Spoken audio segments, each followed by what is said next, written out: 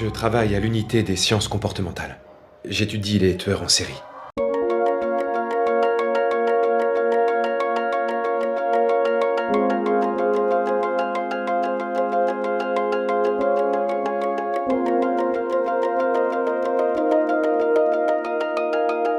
La série Mindhunter est très réaliste parce que on voit que ces entretiens sont menés à la fin des années 70, au début des années 80, et à l'époque, le FBI et notamment le BSU, le Behavioral Science Unit, qui est composé de 12 membres, l'unité des sciences du comportement, interroge de manière systématique 36 tueurs en série américains. Vous savez, il y en a plein d'autres comme moi. Comme on le voit dans la série, c'est des entretiens purement audio, avec des magnétophones à bande, les vieux Nagra. Comme il y a une épidémie de meurtres en série, c'est d'essayer de comprendre comment fonctionnent ces individus pour pouvoir élaborer des bases de données informatiques. Quelques années plus tard, ils vont créer le VICAP, qui est une base de données informatique qui permet de rapprocher des crimes sur tout le territoire américain. Ça, c'était important parce qu'aux États-Unis, il y a 16 000 forces de police indépendantes qui ne communiquent pas entre elles. On traverse le pays pour enseigner aux flics les techniques du FBI. Et le FBI, de son propre chef, l'autorité fédérale, ne peut pas intervenir sur une enquête locale, sauf s'il y a un enlèvement, sauf s'il y a atteinte à la sûreté de l'État, trafic de stupéfiants, mais sinon, pour des affaires de meurtre, ils ne peuvent pas intervenir. On n'est pas là pour sympathiser avec eux. On est là pour les électrocuter. On ne peut pas aimer tout ce qu'on fait. On traite avec des tueurs en série. Des tueurs en série. C'est le nouveau terme. Je te préviens, ton attitude va te porter la poisse.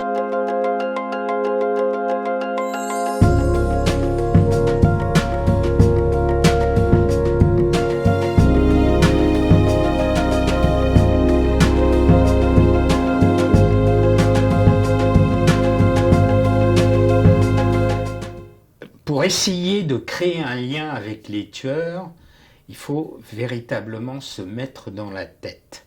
Donc ne absolument pas porter de jugement sur eux. Si dès le début de l'entretien, vous dites ah bah Ed, t'as commis des actes abominables, tu mérites la peine de mort, bah vous vous doutez bien que ça va être dur de créer un lien avec l'individu. Monsieur Speck, nous menons des entretiens avec des individus condamnés pour crimes violents. Nous vous poserons des questions sur votre histoire familiale, vos comportements antérieurs et les schémas de pensée liés aux crimes. Je vous emmerde, les toutous à Hoover. Notre objectif étant de publier une étude statistique où votre nom ne sera pas mentionné. Putain, t'as intérêt à le connaître, mon nom. Je vous demande pardon. Je vous demande pardon, va te faire foutre.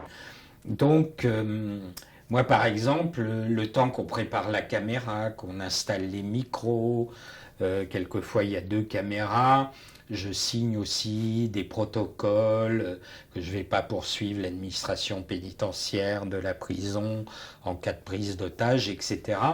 Je vais discuter de manière un peu impromptue, c'est pas un véritable entretien avec l'individu qui est face à moi. Je vais étudier le vocabulaire qu'il utilise, comme j'ai fait aussi des formations en PNL, en neurolinguistique.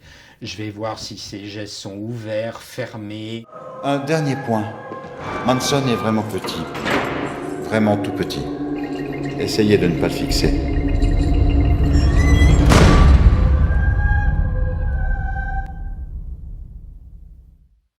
Lorsque je le rencontre, c'est dans la prison de Vacaville au début des années 80. Donc on est face à face autour d'une table qui fait à peu près cette distance. Donc moi je suis beaucoup plus grand que lui et du coup dès qu'il s'installe, il s'assoit en fait sur le dossier de la chaise, comme ça il me domine. Et du coup, je fais pareil. Je m'assois sur le haut du dossier.